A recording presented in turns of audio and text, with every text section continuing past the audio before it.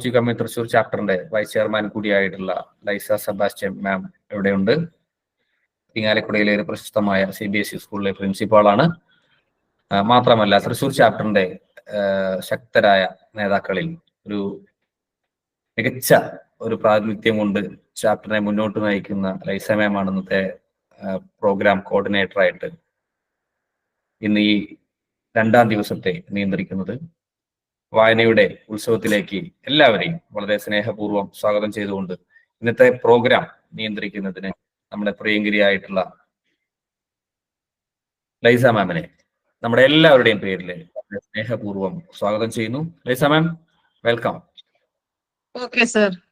Thank you, Prabhakaran sir, for giving me such an opportunity. Positive commune Thrissur chapter നടത്തുന്ന വായനോത്സവത്തിലേക്ക് ഏറ്റവും സ്നേഹത്തോടെ എല്ലാവരെയും ഒരിക്കൽ കൂടി സ്വാഗതം ചെയ്യുകയാണ്. കഴിഞ്ഞ വർഷവും പോസിറ്റീവ് കമ്മ്യൂൺ തൃശ്ശൂർ ചാപ്റ്റർ വായനോത്സവം നടത്തിയിരുന്നു. വളരെ മനോഹരമായി അതിഗംഭീരമായിട്ടാണ് ആ വായനോത്സവം നടന്നത്. അതിന്റെ കരുത്തിലാണ് ഈ വർഷവും പോസിറ്റീവ് കമ്മ്യൂൺ തൃശ്ശൂർ ചാപ്റ്റർ വായനോത്സവം തുടങ്ങുന്നത്. ഇന്നലെ ജൂൺ 19-ാം തീയതി വളരെ അതിഗംഭീരമായിട്ട് ആന്റോ മൈക്കിൾ സാറിന്റെ ആ സെഷനോട് കൂടി വളരെ മനോഹരമായിട്ട് നമ്മൾ സ്റ്റാർട്ട് ചെയ്തു. വായനയുടെ മഹാത്മ്യത്തെ കുറിച്ച് പറഞ്ഞാൽ വായന അനന്തമായ ലോകത്തിലേക്ക് വാതിൽ തുറക്കുകയാണ്. അവിടെ ഭാവന പേജുകൾക്കിടയിൽ സ്വതന്ത്രമായി നൃത്തം ചെയ്യുന്നു. ഉജ്ജ്വലമായ ഭൂപ്രകൃതികൾ വരയ്ക്കുകയാണ്. നമ്മുടെ ആത്മാവിനെ പുതിയ കാഴ്ചപ്പാടുകളിലേക്ക് വായന നയിക്കുകയാണ്. ശരീരത്തിന് എങ്ങനെ എക്സസൈസ്, അതുപോലെ നമ്മളുടെ മനസ്സിന് ഏറ്റവും അത്യാവശ്യമാണ് വായന. വായന നമ്മൾക്ക് മറ്റൊത്തിരി പ്രയോജനങ്ങൾ നടത്തുന്നുണ്ട്. നമ്മുടെ തലച്ചോറിനെ സങ്കീർണമായിട്ടുള്ള എല്ലാ സർക്യൂട്ടുകളും സിഗ്നലുകളും എല്ലാം വായിക്കുമ്പോൾ ഇൻവോൾവ് ആകുന്നുണ്ട്. വായിക്കാനുള്ള നമ്മുടെ കഴിവ് വർദ്ധിക്കുമ്പോൾ ഈ ശൃംഖലകൾ കൂടുതൽ ശക്തമാവുകയാണ്. ഇന്നത്തെ ദിവസം നമ്മളുടെ ഈ വായനോത്സവത്തിന്റെ 2ാം ദിവസം പുസ്തകം അവതരിപ്പിക്കുന്നത് നമ്മുടെ ഏറ്റവും പ്രിയങ്കരനായിട്ടുള്ള ഓസ്റ്റിൻ വാളൂർ സാറാണ്. ഓസ്റ്റിൻ വാളൂർ സാറിനെ കുറിച്ച് പറഞ്ഞാൽ അദ്ദേഹം തൃശ്ശൂർ ജില്ലയിലെ വാളൂർ ദേശത്താണ് താമസിക്കുന്നത്.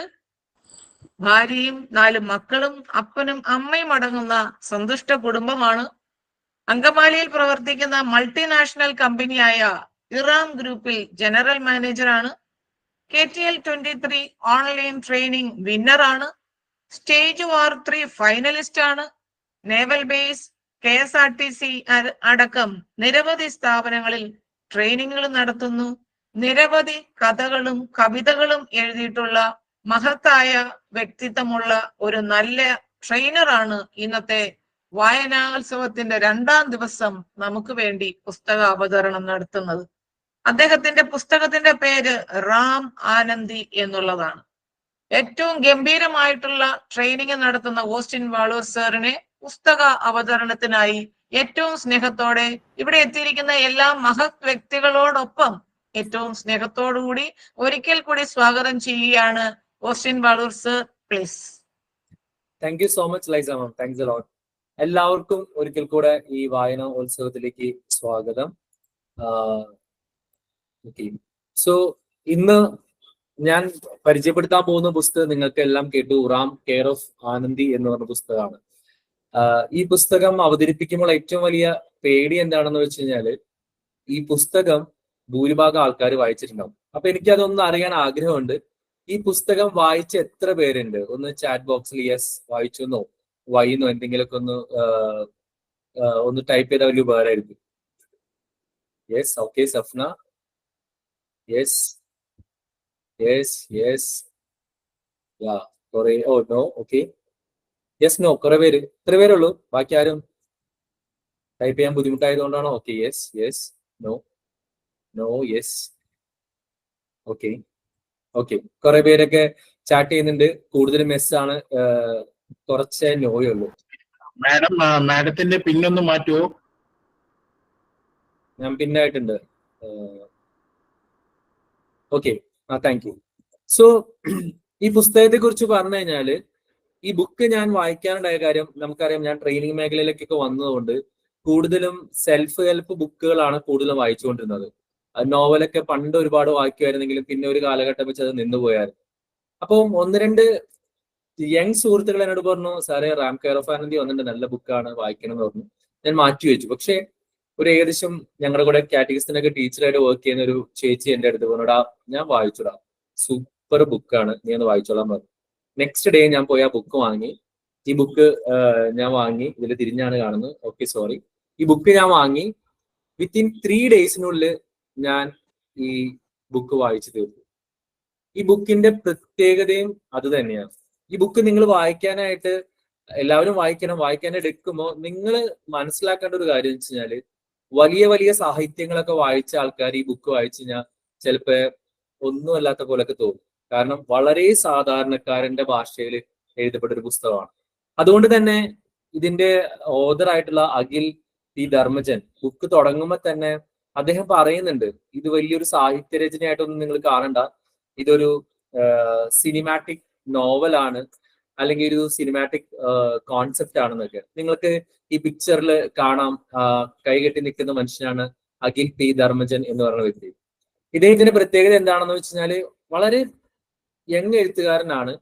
നമ്മൾ വിചാരിക്കും ഈ ഒരു പുസ്തകം എഴുതിയ ആൾ ഭയങ്കരമായിട്ട് ഹിറ്റായ ഒരാളാണ്. പക്ഷെ ഇദ്ദേഹത്തിന്റെ ഏറ്റവും വലിയൊരു സക്സസ് ഉണ്ട്, നിങ്ങൾക്ക് എത്ര പേർക്ക് അറിയാമെന്ന് അറിഞ്ഞൂടാ. ഓസ്കാർ നോമിനേഷൻ വരെ കിട്ടിയ 2018 എന്ന് പറഞ്ഞ സിനിമയുടെ സഹ എഴുത്തുകാരനാണ്. 2018 സിനിമയുടെ തിരക്കഥ എഴുതിയ ഇദ്ദേഹമാണ്. പക്ഷെ ഇദ്ദേഹത്തിന്റെ ഫസ്റ്റ് പുസ്തകം ഈ റാം കെയർ ഓഫ് ആനന്ദി അല്ല.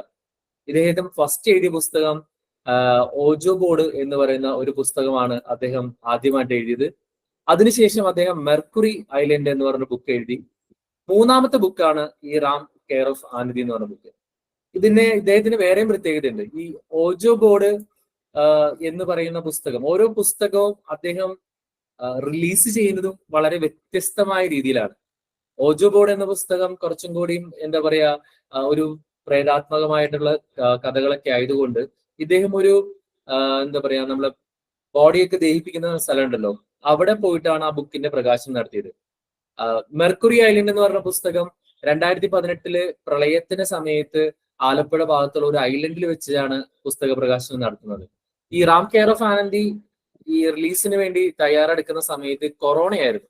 അപ്പൊ ഈ കഥയിൽ മുഴുവൻ വിവർത്തിച്ചിരിക്കുന്നത് ചെന്നൈയാണ്, തമിഴ്നാടാണ്.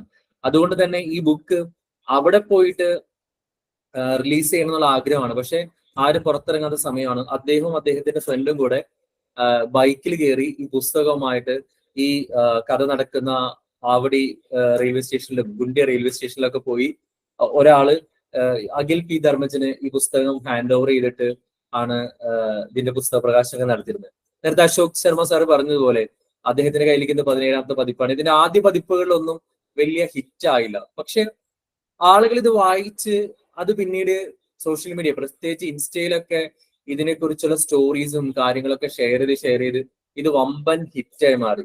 ഞാൻ കഴിഞ്ഞ ദിവസം എൻ്റെ ഒരു സുഹൃത്തിന് സമ്മാനിക്കാൻ വേണ്ടി ഈ ബുക്ക് വാങ്ങിച്ചപ്പോ അതിന്റെ അടിയിൽ എഴുതിയിട്ടുണ്ടായിരുന്നു, ഇറ്റ്സ് 41st എഡിഷൻ, 41ാമത് എഡിഷനായി ഈ പുസ്തകം. അത്രയധികം ആളുകൾ വായിച്ചു. ആ ബുക്കിൽ എഴുതിയിട്ടുണ്ടായിരുന്നു ഇത് 2 ലക്ഷത്തിലധികം കോപ്പികൾ വിറ്റഴിഞ്ഞ ഒരു പുസ്തകമായിട്ട് ഈ റാം കെയർ ഓഫ് ആനന്ദി മാറി.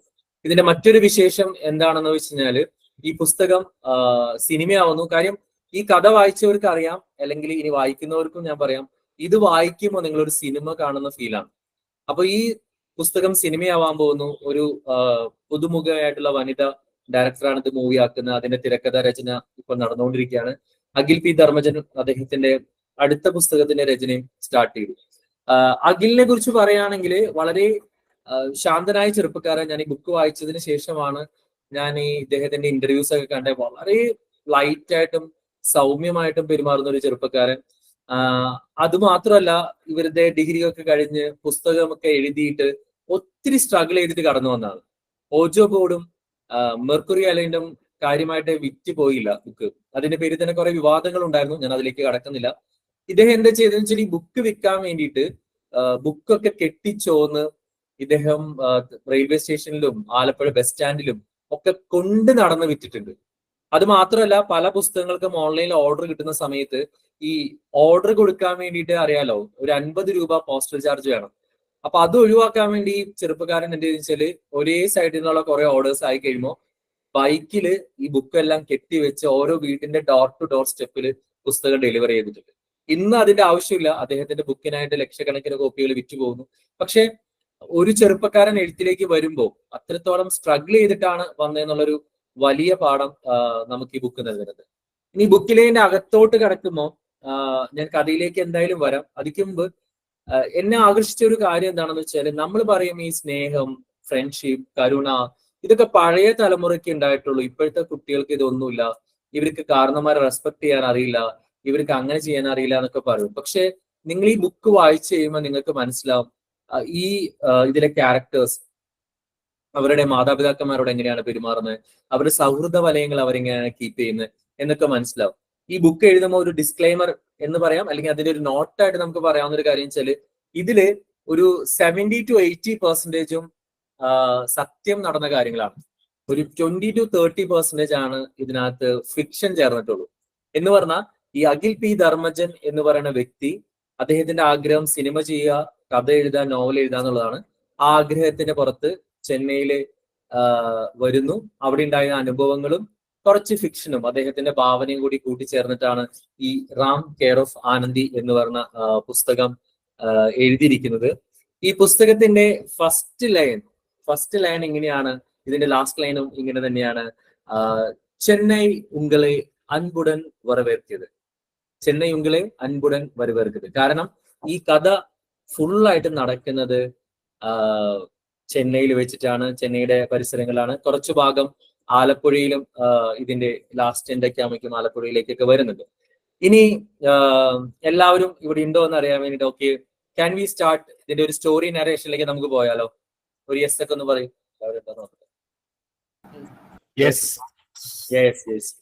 Okay, very good. ഒരുപാട് ഹാൻഡ്സപ്പ് കിട്ടുന്നത്, തംസപ്പ് കിട്ടുന്നത്. Thank you so much. ഞാൻ ഇത് പറഞ്ഞതുപോലെ ഒരു നോവൽ അല്ലെങ്കിൽ ഒരു പുസ്തകം അവതരിപ്പിക്കുമ്പോൾ ഏറ്റവും വലിയ ചലഞ്ച് എന്താണെന്ന് വെച്ചാൽ, ഇപ്പം ഞാൻ സ്ഥിരമായിട്ട് ഈ പ്ലാറ്റ്ഫോമിൽ എനിക്ക് തോന്നുന്നു 3 വർഷമായിട്ട് ഞാൻ ബുക്കുകൾ അവതരിപ്പിക്കാറുണ്ട്. കൂടുതലും സെൽഫ് ഹെൽപ്പ് ബുക്കുകൾ അവതരിപ്പിക്കുന്നത്. അപ്പൊ ആ ബുക്കൊക്കെ അവതരിപ്പിക്കാനുള്ള സൗകര്യം എന്ന് വെച്ചാൽ അതിൽ ആശയങ്ങൾ പറഞ്ഞു പോയാൽ മതി. പക്ഷെ ഒരു നോവൽ അല്ലെങ്കിൽ ഒരു കഥ അവതരിപ്പിക്കുമ്പോൾ അതിൻ്റെതായ ഒരു പ്രശ്നങ്ങളും ബുദ്ധിമുട്ടുകളും ഒക്കെ ഉണ്ട്. അപ്പം അത് ഞാനൊരു വെല്ലുവിളിയായിട്ട് ഏറ്റെടുത്തിട്ടാണ് ഈ പുസ്തകം ചെയ്യുന്നത്. ഈ പുസ്തകത്തിന്റെ ഞാൻ ഒരിക്കൽ കൂടെ അതിന് ഷെയർ ചെയ്യാം.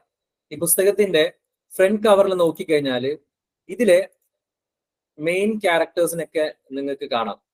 നിങ്ങൾ അതിനകത്തേക്ക് നോക്കുകയാണെങ്കിൽ ഇതിലെ മെയിൻ ആയിട്ടുള്ള 5 ക്യാരക്ടേഴ്സിന്റെ ഫോട്ടോ ഉണ്ട്. ഇതിൽ ആ പൂ പിടിച്ചു നിൽക്കുന്ന വ്യക്തിയാണ് ഇതിനകത്ത് നായകൻ. അദ്ദേഹത്തിന്റെ പേര് ശ്രീറാം എന്നാണ്. കണ്ണട വെച്ച് എത്തി നോക്കുന്ന പയ്യന്റെ പേര് വെട്രി എന്നാണ്. താഴെ ഒരു പെൺകുട്ടിയുണ്ട്, അവളുടെ പേര് രേഷ്മ എന്നാണ്. പിന്നെ ആനന്ദി, ഈ ഇതിനകത്ത് നായികയുണ്ട്. ലെഫ്റ്റ് സൈഡില് ഒരു പാട്ടി. ഈ 5 പേരാണ് ഈ ചിത്രത്തിലെ അല്ലെങ്കിൽ ഈ ഒരു നോവലിലെ ഏറ്റവും പ്രധാനപ്പെട്ട ക്യാരക്ടർ. ഇതിൽ കൂടാതെ ഒരു വളരെ പ്രധാനപ്പെട്ട ഒരു ക്യാരക്ടർ ഉണ്ട്, അവരുടെ പടം ഇതിനകത്ത് കൊടുത്തിട്ടില്ല. അത് മല്ലി എന്ന് പറയുന്ന ഒരു ട്രാൻസ്ജെൻഡർ കൂടിയാണ്. മല്ലി എന്ന് പറഞ്ഞ ഒരു ട്രാൻസ്ജെൻഡറിന്റെ കൂടെ കഥയാണ് ഈ ഒരു റാം കെയർ ഓഫ് ആനന്ദി. അപ്പൊ ഇതില് എനിക്കാവുന്ന അത്രയും ഭാഗങ്ങളിലേക്ക് ഞാൻ നിങ്ങളെ കൊണ്ടുപോകാം. അതിന്റെ പ്രധാനപ്പെട്ട ഭാഗങ്ങൾ ഒരു പുസ്തക റീഡിംഗ് ആയിട്ടല്ല, ഞാൻ വായിച്ചതിൽ നിന്നും ഞാൻ ഉൾക്കൊണ്ട രീതിയിലാണ് ഈ കഥ ഞാൻ നിങ്ങളോട് പറയാനായിട്ട് ശ്രമിക്കുന്നത്. അതുകൊണ്ട് തന്നെ ഒരു പുസ്തകത്തെ വായിച്ച പെർഫെക്ഷൻ കിട്ടൂല, ഒരിക്കലും കിട്ടാനും പാടില്ല. കാരണം ഈ ബുക്ക് വായന നിങ്ങൾക്ക് തരുന്ന അനുഭവം വേറെ ലെവലാണ്. അപ്പൊ അതുകൊണ്ട് എല്ലാവരും പുസ്തകം വാങ്ങണം. ഈ പുസ്തകത്തിന്റെ വില 399 രൂപയാണ്. എനിക്ക് തോന്നുന്നു രണ്ടാമത് വാങ്ങിയപ്പോൾ കുറച്ചും കൂടി വില കൂടിയോ എന്നെനിക്കൊരു സംശയമുണ്ട്. പക്ഷെ 399 രൂപയ്ക്ക് I guarantee it's worth it. കഥ തുടങ്ങുന്നത് ശ്രീറാം എന്ന് പറയുന്ന മലയാളി പയ്യൻ, ആലപ്പുഴക്കാരൻ, 2018 ജാനുവരിയില് 23-ാം തീയതി ചെന്നൈ റെയിൽവേ സ്റ്റേഷനിൽ വന്നിറങ്ങുകയാണ്. അവൻ റെയിൽവേ സ്റ്റേഷന് പുറത്തോട്ട് ട്രെയിനിൽ നിന്ന് പുറത്തിറങ്ങി അദ്ദേഹം മുഖമൊക്കെ ഒന്ന് കഴുകാന്ന് വെച്ചപ്പോ വെള്ളമൊന്നുമില്ല. അവൻ പതിയെ നോക്കിയപ്പോ നമുക്കറിയാം അവിടെ കാണുന്ന കാഴ്ചകൾ പല ആൾക്കാരും വിളിക്കിരിക്കുന്നുണ്ട്. അവന്റെ ആ വരവിന്റെ ഏറ്റവും വലിയൊരു ഉദ്ദേശം എന്ന് വെച്ചാല് ചെന്നൈ അവന് 2-3 പ്രാവശ്യമുള്ള യാത്രകളിൽ തമിഴ്നാട് ഭയങ്കര ഇഷ്ടമായി.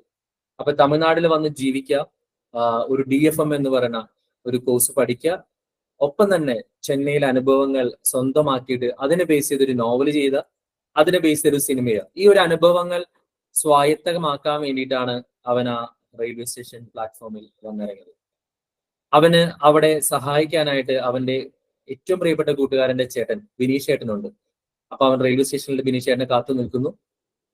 കുറച്ചു കഴിഞ്ഞ് ബിനീഷ് ചേട്ടൻ അവന് വരുന്നു, ബൈക്കിൽ പിക്ക് ചെയ്ത് അവന്റെ പോകുന്നു, അവന്റെ റൂമിലേക്ക്, അവരുടെ ഫ്ലാറ്റിലേക്ക് പോവാണ്. അപ്പൊ പോകുന്ന വഴിക്ക് ആളുകൾ ചായ കുടിക്കുന്നതും എല്ലാം കാണുന്നുണ്ട്. ഫ്ലാറ്റിൽ എത്തുന്ന ഉടനെ തന്നെ അവനെ റൂം കാണിച്ചു കൊടുക്കും. നോക്കുമ്പോൾ ഒരുപാട് ബാഗുകളൊക്കെ ഉണ്ട്. അപ്പൊ ബിനീഷ് ചേട്ടൻ ചോദിക്കുന്ന മോനെ ഈ ബാഗിൽ എന്താണെന്ന്. ഇവൻ ആകെ തളർന്നു വരുന്ന സമയത്ത് വെള്ളം കുടിക്കാൻ വേണ്ടി നോക്കുമ്പോൾ ബിനീഷ് ചേട്ടൻ പറയട്ടെ അവിടെ വെള്ളം ഉണ്ട്, പോയി കുടിച്ചോളാൻ പറയും. അപ്പൊ പറയും വേണ്ട എന്ന് പറഞ്ഞിട്ട് അവൻ അവന്റെ ബാഗ് തുറന്ന് ഒരു കുപ്പി എടുത്ത് കുടിക്കും. അത് കരിങ്ങാലി വെള്ളമാണ്. ഞാൻ ഈ ഒരു ഭാഗം പ്രത്യേകം പറയാൻ ഞാൻ ആഗ്രഹിക്കുകയാണ്. കാര്യം ഇന്നത്തെ കുട്ടികളുടെ ഒരു ചെറുപ്പക്കാരുടെ ഒരു കേസാണ്. ഈ വെള്ളം കുടിക്കുന്ന സമയത്ത് ഇവൻ വളരെ അതിശയത്തോട് നോക്കും. ബിനീഷ് ചേട്ടൻ വന്ന് കവറെല്ലാം തുറന്നു നോക്കുമ്പോൾ കുറേ 10-12 കുപ്പികൾ നിറച്ച് കരിങ്ങാലി വെള്ളം. ചോദിക്കും ഇത് എന്താണോ, നിനക്ക് പ്രാന്താണോ? ഇത്രയും കുപ്പികളൊക്കെ എടുത്ത് മറ്റേ ആലപ്പുഴയിൽ നിന്ന് ചെന്നൈ വരെ വെള്ളം കെട്ടിച്ചു വന്നുകൊണ്ടിരുന്ന നിനക്ക് എന്ത് വട്ടാണോടാന്ന് ചോദിക്കും. അപ്പൊ അവൻ പറയും വീട്ടിൽ നിന്ന് മാറി നിൽക്കുമോ അമ്മയെ പെങ്ങളെ അവരൊക്കെ മാറി നിൽക്കുമ്പോൾ എനിക്ക് ഭയങ്കര നൊസ്റ്റുമാണ്. അപ്പൊ അമ്മ തിളപ്പിച്ച ആ കരിങ്ങാലി വെള്ളം കുറച്ച് കുടിക്കുമ്പോൾ കുറച്ച് ആശ്വാസം കിട്ടും. ഞാൻ പലപ്പോഴും മാറി നിൽക്കുമ്പോൾ ചെയ്യാറുള്ളതാണ്. അതുകൊണ്ടാണ് 10 കുപ്പി വെള്ളമായിട്ട് വന്നത്. എന്തായാലും ബിനീഷ് ചേട്ടൻ മുറിയെല്ലാം കാണിച്ചു കൊടുത്തു. ആ മുറിയിൽ അവൻ നിന്നു. അങ്ങനെ പിറ്റേ ദിവസം രാവിലെ ജോയിൻ ചെയ്യാൻ വേണ്ടിയിട്ട് അവൻ യാത്രയാണ്. ജോയിൻ ചെയ്യാനായിട്ട് ചെല്ലുന്ന സമയത്ത് ഇവൻ ഏകദേശം വിചാരിച്ചിരിക്കുന്നത് 10 മണിക്കാണെന്നാണ്. അപ്പൊ ബിനീഷ് ചേട്ടൻ ഒരു വഴിക്ക് വരെ അവനെ ഇറക്കി വിടും. അങ്ങനെ അവൻ കയറി ചെല്ലാണ്. കയറി ചെല്ലുന്ന സമയത്ത് BFM കോളേജിന്റെ റിസപ്ഷനിൽ ഒരു സുന്ദരിയായ ഒരു പെൺകുട്ടി ഇരിക്കുന്നുണ്ട്. അവളെ കണ്ട വഴി ഇവൻ ചോദിക്കും എന്താണ്. കൃത്യമായിട്ട് ഇവൻ വന്ന സമയത്ത് തന്നെ ഈ പെൺകുട്ടി ചോദിക്കും ശ്രീറാമല്ലേ എന്ന് ചോദിക്കും. യെസ് ശ്രീറാമാണ്. എന്തിനാണ് BFM കോഴ്സിന് ജോയിൻ ചെയ്യാൻ വന്നാലേ? യെസ്. അപ്പോൾ എന്തുകൊണ്ട് നിങ്ങൾ വൈകി? ഭയങ്കര കാർക്കശ്യത്തിലാണ് ഈ പെൺകുട്ടി ഇവനോട് സംസാരിക്കുന്നത്. അവൻ പറഞ്ഞു ഇല്ല ടൈം 10 മണിക്കല്ലേ, ഇപ്പൊ 9 മണി 9:30 കഴിയുന്നല്ലേ ഉള്ളൂ. ഇല്ല ഇവിടെ സമയം 9:30 ഈ 9:30 എന്നുള്ളത് ഒരു സെക്കൻഡ് അങ്ങോട്ടും ഇങ്ങോട്ടും മാറിക്കഴിഞ്ഞാൽ നിങ്ങളെ കേട്ടത്തില്ല എന്ന് പറഞ്ഞു. അയ്യോ അറിയില്ലായിരുന്നു എന്ന് പറഞ്ഞിട്ട് അവൾക്ക് മുന്നേ നടന്ന് ക്ലാസ് കാണിച്ചു. ക്ലാസ്സിൽ ചെന്നപ്പോൾ സാറ് ക്ലാസ് എടുക്കുന്നുണ്ട്. ക്ലാസ്സിലേക്ക് കയറിയതും പറഞ്ഞു ഓക്കെ ഈ വന്നിരിക്കുന്നത് ഇവിടുത്തെ ആകെ ഒരു മലയാളി പയ്യനാണ്. അവനെ ഇൻട്രൊഡ്യൂസ് ചെയ്യുന്നു. അവൻ പറഞ്ഞു ഞാൻ ആലപ്പുഴ എന്നൊക്കെ പറഞ്ഞ് അവൻ ഇൻട്രൊഡ്യൂസ് ചെയ്യുന്നു. ഇൻട്രൊഡ്യൂസ് ചെയ്ത് ഇവൻ പോയി ഇരിക്കുന്നത് വെട്രി രേഷ്മ, ഈ അവര് കസിൻസ് ആണ്, ബ്രദറും സിസ്റ്ററും ആണ്, ഇവരുടെ അടുത്തേക്കാണ്. അപ്പം അവിടെ നിന്ന് പതുക്കെ അവര് സംസാരിക്കുന്നു, അവരുടെ സൗഹൃദം തുടങ്ങുന്നു. അവര് ക്ലാസ് കഴിഞ്ഞ് പുറത്തോട്ട് പോകും. തിരിച്ച് ഇവന്റെ താമസിക്കുന്ന സ്ഥലത്തേക്ക് ഗിണ്ടി റെയിൽവേ സ്റ്റേഷനിൽ വന്ന് ബസ്സൊക്കെ പിടിച്ചിട്ട് പോകണം. ഒത്തിരി ദൂരമുണ്ട്. പക്ഷെ ഇവൻ എങ്ങനെയൊക്കെയോ അതിനിടയിൽ കുറെ സംഭവങ്ങൾ നടക്കുന്നത്. എനിവേ അവൻ അതൊക്കെ വെച്ച് തിരിച്ച് കറക്റ്റ് ആയിട്ട് ഇവൻ റൂമിലെത്തും. റൂമിലെത്തുന്ന ഉടനെ തന്നെ ബിനീഷ് ചേട്ടൻ പറയും ഓ നായ്ക്കുട്ടീനെ വിട്ട് തിരിച്ചു വന്നപ്പോൾ നീ കറക്റ്റായിട്ട് വന്നോളൂ. അപ്പൊ നീ കറക്റ്റായിട്ട് എന്താ പറയാ ജീവിതമൊക്കെ പഠിക്കാനായിട്ട് ആരംഭിച്ചില്ലേ എന്ന് ബിനീഷ് ചേട്ടൻ ചോദിക്കുന്നുണ്ട്.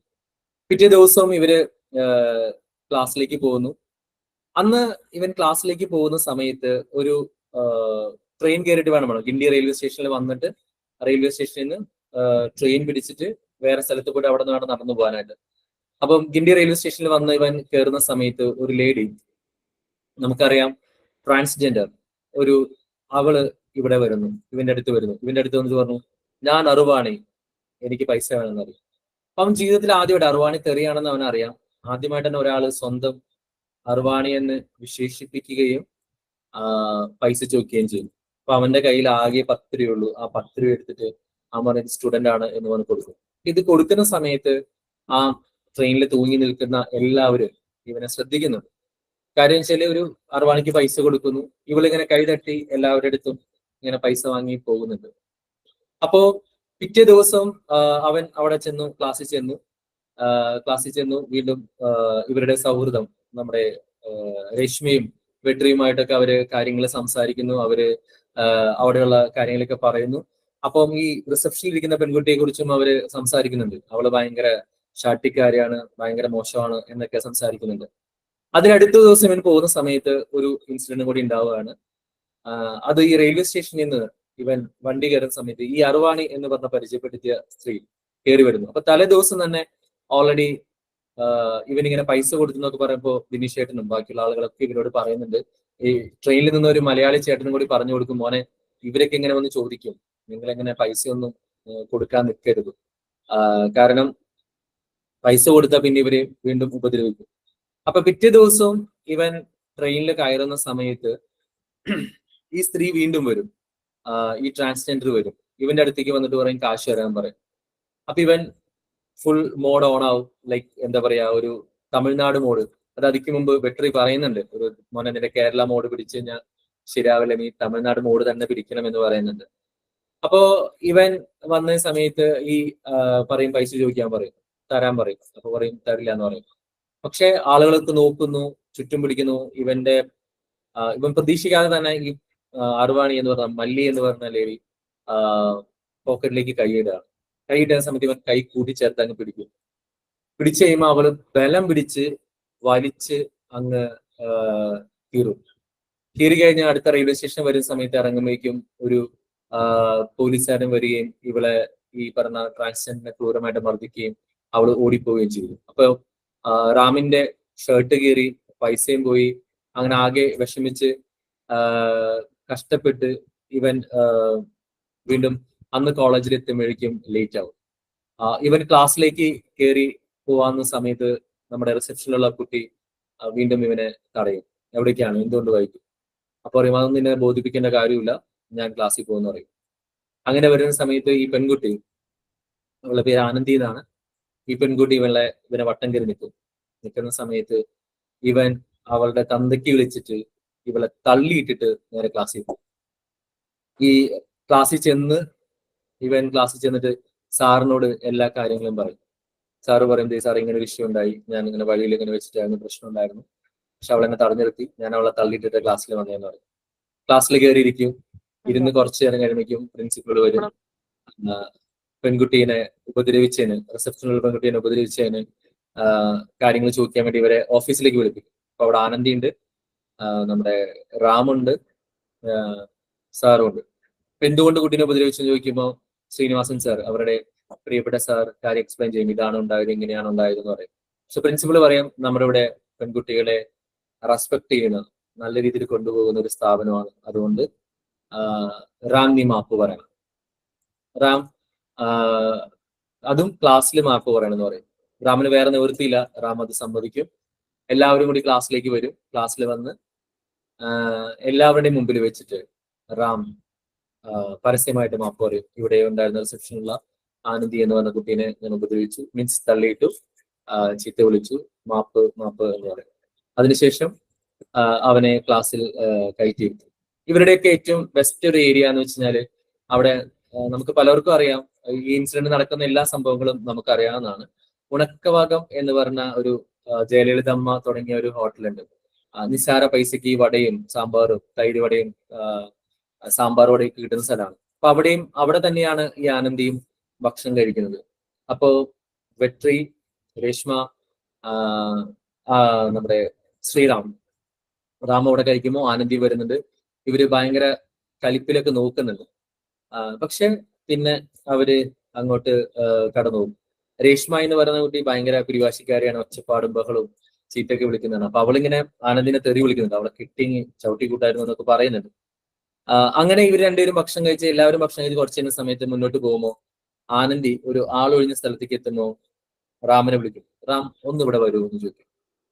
അപ്പൊ ഇവരൊക്കെ പറയും പോണ്ടാന്ന് പറയും. പക്ഷെ അവൻ അവളുടെ അടുത്തേക്ക് പോകും. ഒന്ന് ഒഴിഞ്ഞു മാറിയിൽ ചെന്ന് ഒരു സ്ഥലത്ത് നിന്ന സമയത്ത് ഇവൾ എന്ത് ചെയ്യുന്ന വെച്ചാല്, ഈ ആനന്ദി എന്ന് പറഞ്ഞ പെൺകുട്ടി റാമിന്റെ മുഖത്ത് നോക്കിയിട്ട് നല്ലൊരു പൊട്ടിക്കല കൊടുക്കും. എന്റെ തള്ളിയിട്ടതിനും എന്റെ അച്ഛനെ വിളിച്ചതിനും. അവിടെ നീ കാര്യം മാപ്പൊക്കെ പറഞ്ഞു, പക്ഷെ എന്നെ നോവിച്ചതിന് ഞാൻ നിനക്കൂടെ തരുന്നു. ഒരു നിമിഷം അടി കിട്ടി തരിച്ചു നിൽക്കുന്ന റാമിന് പ്രത്യേകിച്ച് ഒന്നും ചെയ്യാനില്ല. അവള് മുന്നോട്ട് പോകും, ആനന്ദി മുന്നോട്ട് പോകും. റാം ക്ലാസ്സിലേക്ക് വരും. ക്ലാസ്സിൽ ചെന്ന് കഴിയുമ്പോൾ ഇവര് ചോദിക്കും, വെട്രിയും രേഷ്മയ്ക്ക് ചോദിക്കും, എന്താ പ്രശ്നം? കുറെ ചോദിച്ചു കഴിയുമ്പോൾ പറയും, അവള് തല്ലി, അവള് മോന്തക്കിട്ട് തല്ലി എന്ന് പറയും. ഇവർക്ക് ഭയങ്കര കലിപ്പോ. അപ്പൊ ഇതില് വേറൊരു ഭാഗം എന്താണെന്ന് വെച്ച് കഴിഞ്ഞാല്, ഈ വെട്രിയും ആനന്ദിയും താമസിക്കുന്നത് ഒരു പാർട്ടി, നമ്മളൊരു ഫോട്ടോ കണ്ടു, പാർട്ടിയുടെ വീട്ടിലാണ്. രേഷ്മ അവളുടെ സ്വന്തം വീട്ടിലാണ്, ചെന്നൈയിലാണ് വീട്ടില്. റാം ബിനീഷ് ഏട്ടന്റെ കൂടെയാണ് താമസിക്കുന്നത്. ആ ശനിയാഴ്ച ഇവരെ റാമിനെ ഇവരെ വീട്ടിലേക്ക് വിളിക്കും. ഇവരെ വീട്ടിലേക്ക് വിളിക്കുന്ന സമയത്ത് അവിടെ ചെന്ന് കഴിയുമ്പോൾ താഴേക്ക് കോലൊക്കെ വരച്ചിട്ടുണ്ട്. അപ്പം രേഷ്മയും വെട്രിയും കോലത്തിന് മേളിൽ കൂടെ വണ്ടി ഓടിച്ചു. കാര്യം രേഷ്മയ്ക്കും വെട്രിക്കും ആനന്ദിയെ കണ്ണെടുത്ത കണ്ടുകൂടാ. കാര്യം എന്നും അങ്ങോട്ടും ഇങ്ങോട്ടും പാരയും ബഹളമൊക്കെയാണ്. പക്ഷെ ഇദ്ദേഹം റാം വണ്ടിയൊക്കെ ഒതുക്കി വെച്ച് അവിടെ ചെല്ലും. അപ്പോൾ അവിടെ ഒരു പ്രീമിയർ പത്മിനി കാറ് പൊടി പിടിച്ചൊക്കെ എടുക്കുന്നുണ്ട്. റാം മുകളിലേക്ക് നോക്കുമ്പോഴാണ് ആനന്ദിനെ കാണുന്നത്. അപ്പോൾ ഈ പെണ്ണെന്താ ഇവിടെ എന്ന് ചോദിക്കുമ്പോഴാണ് ഇവര് കഥകൾ പറയുന്നത്. ഈ പാട്ടി ഇവിടെ ഹസ്ബൻഡ് താത്ത, ഇവർക്ക് മക്കളില്ല, ഇവരൊരുമിച്ച് താമസിച്ചിരുന്നു. കുറെ കാലം വളരെ സ്നേഹത്തിലായിരുന്നു. അവരൊരുമിച്ചാണ് പത്മിനി കാറിലൊക്കെ യാത്ര ചെയ്തിരുന്നത്.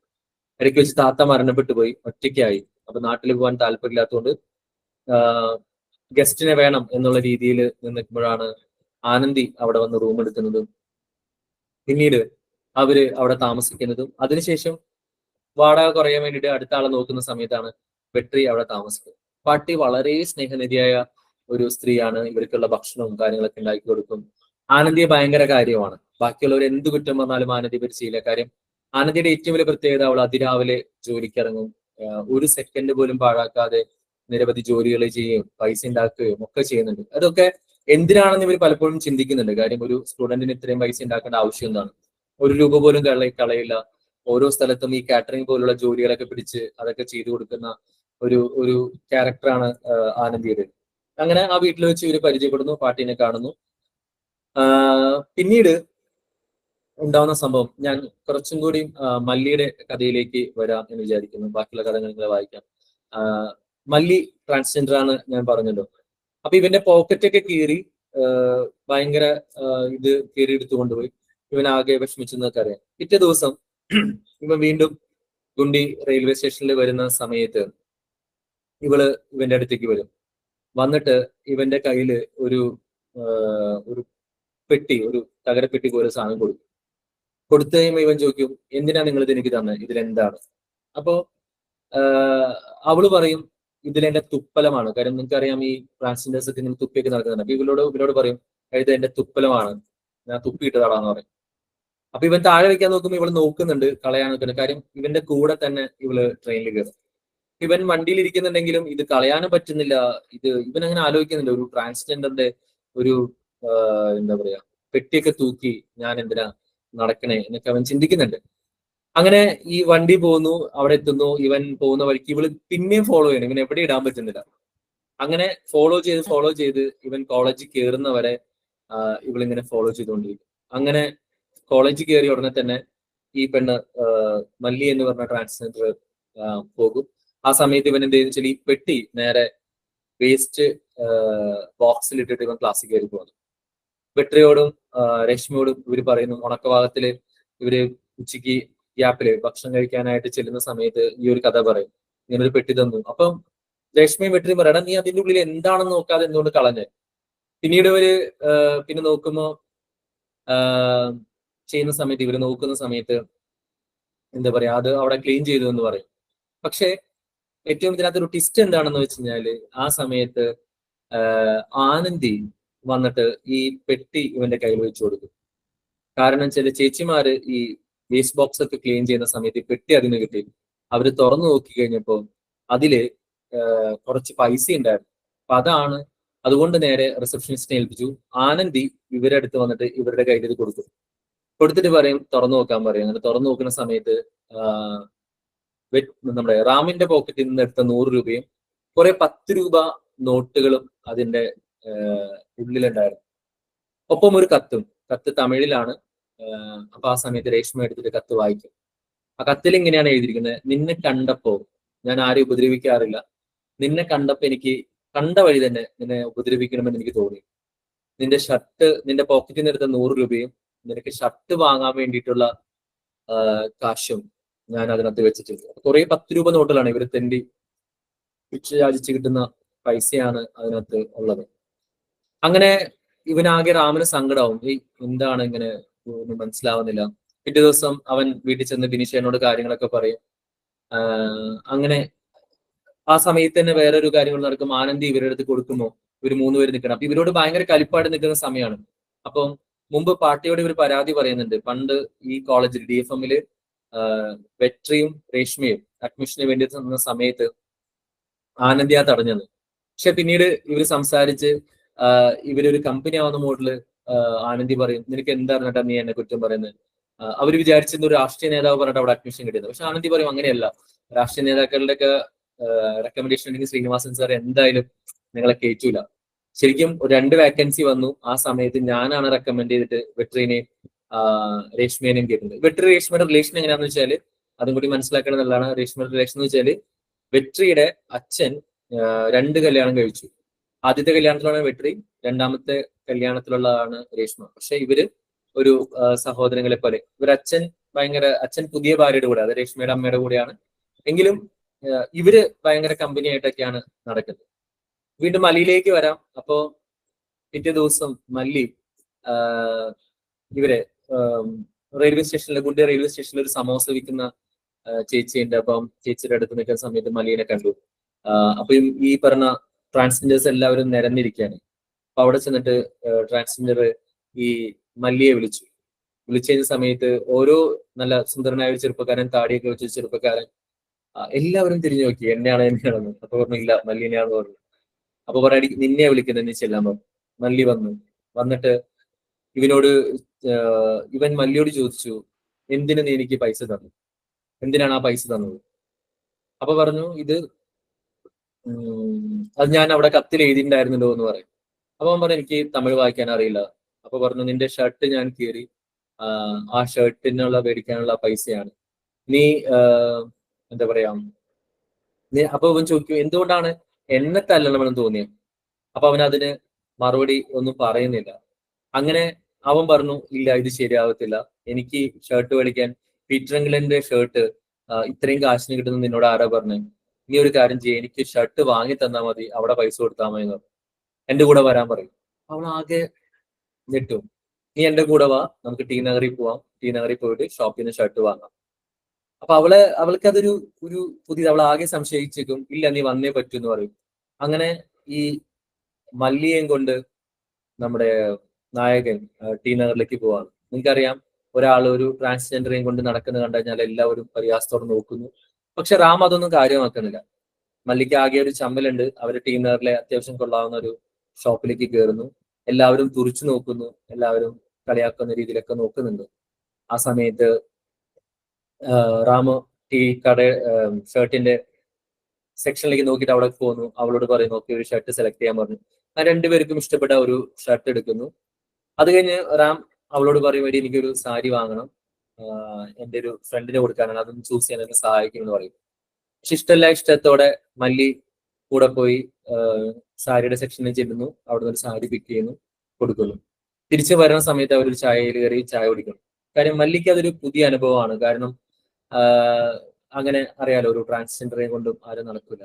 തിരിച്ച് ഇവര് ട്രെയിൻ പോകുന്ന സമയത്ത് അവള് ചോദിക്കും എന്താണ് നീ എന്നെ വെറുക്കുന്നതെന്ന് പറഞ്ഞത്? അപ്പൊ അവള് ചോദിക്കും നീ ലെറ്റർ വായിച്ചില്ല എന്ന് പറഞ്ഞില്ല, പിന്നെ എനിക്ക് എന്നെ മനസ്സിലായി. അപ്പൊ പറഞ്ഞു എനിക്കല്ലേ വായിക്കാൻ അറിയില്ല എന്ന് പറഞ്ഞോളൂ, പക്ഷെ അറിയാവുന്ന ആൾക്കാരുണ്ട്. അപ്പൊ അവള് പറയുന്ന ഒരു കാര്യമുണ്ട്, ഇതുപോലൊരു താടിക്കാരൻ എന്റെ ജീവിതത്തിലുണ്ടായിരുന്നു. ആ താടിക്കാരൻ എന്നെ ഇടയ്ക്ക് വെച്ച് ഉപേക്ഷിച്ചെന്ന് മാത്രമല്ല ഒരുപാട് ഉപദ്രവിക്കുകയും ഉപേക്ഷിക്കുകയൊക്കെ ചെയ്തു. അതുകൊണ്ടാണ് എനിക്ക് പെട്ടെന്ന് നിന്നെ കണ്ടപ്പോൾ അദ്ദേഹത്തിന്റെ അത് ഓർമ്മ വന്നു, അതുകൊണ്ടാണ് ഞാൻ ഉപദ്രവിച്ചേ എന്ന് പറയുന്നത്. പിറ്റേ ദിവസം റെയിൽവേ സ്റ്റേഷനിൽ വന്ന സമയത്ത് റാം ഇവളുടെ കഥ പറയാൻ പറയുന്നുണ്ട്. ആ കഥ ശരിക്കും എന്താ പറയാ ഇങ്ങനെയായിരുന്നു. ലൈക്ക് ഒരു പയ്യന്റെ കൂടെ മീൻസ് ഒരു ആളെ കൂടെ ഇറങ്ങി വരുന്നു. അവരൊരുമിച്ച് ബോയ് ആണ്, ഇവരൊരുമിച്ച് ഭാര്യ ഭർത്താക്കന്മാരെ പോലെ ജീവിക്കുന്നു. അവന് വേണ്ട ഭക്ഷണമൊക്കെ ഉണ്ടാക്കി കൊടുക്കുന്നു. പതിയെ അവന്റെ സുഹൃത്തുക്കൾ അവിടെ വരുന്നു, കള്ളു കുടിക്കുന്നു.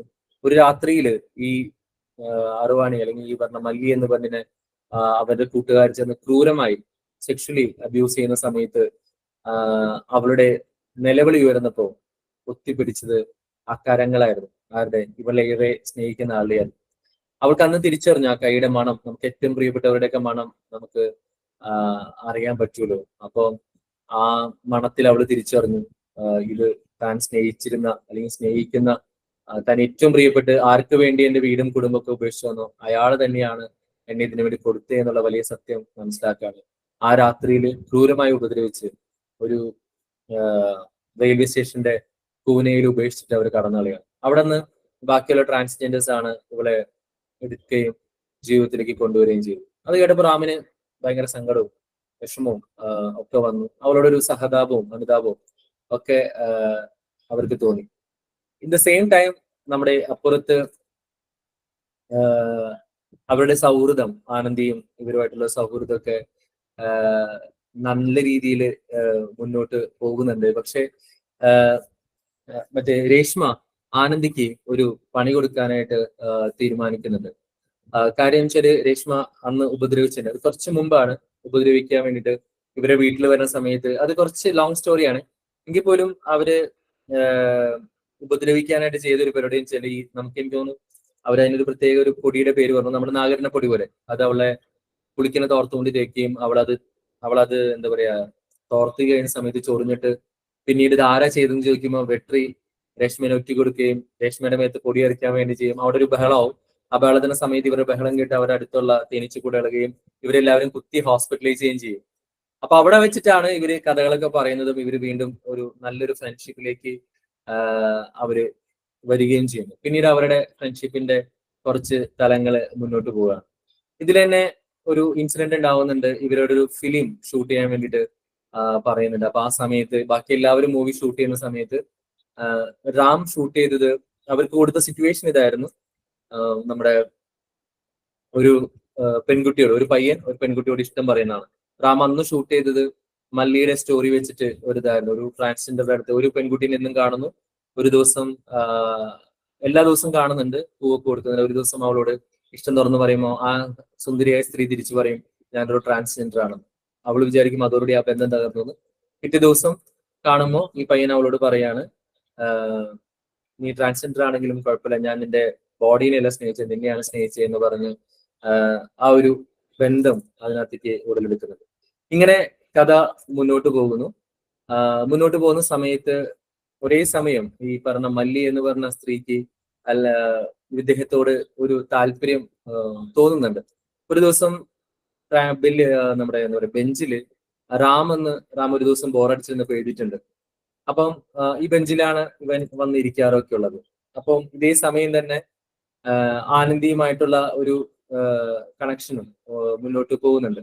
ഇതിലേറ്റവും രസകരമായ ഒരു സംഭവം നടക്കുന്നത് പാർട്ടിയുടെ വീട്ടിൽ ഞാൻ ആ ഭാഗത്തേക്കൊന്നും ഒരുപാട് എക്സ്പ്ലെയിൻ ചെയ്ത് പോകുന്നില്ല.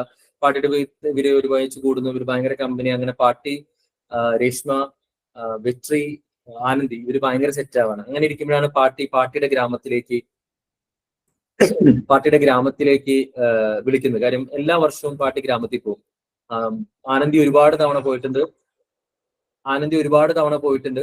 പക്ഷെ ആദ്യമായിട്ടാണ് റാമും വെട്രിയൊക്കെ പോകുന്നത്.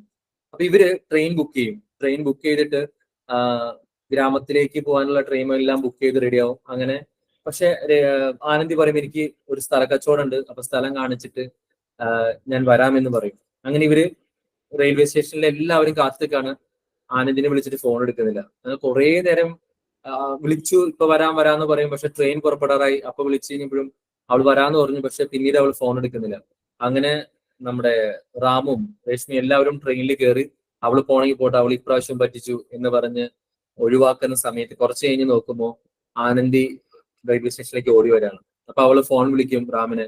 റാം, എനിക്ക് നിന്നെ കാണണം, നിന്നോട് സംസാരിക്കണം, അതിന് ട്രെയിൻ കിട്ടൂല, ഇനിയിപ്പോ എന്ത് ചെയ്യാൻ പറ്റും എന്ന് ചോദിക്കുന്നുണ്ട്. എനിക്ക് അവൾക്ക് എന്തായാലും ട്രെയിനിൽ ചാടി കയറാനായിട്ട് പറ്റുകയുമില്ല.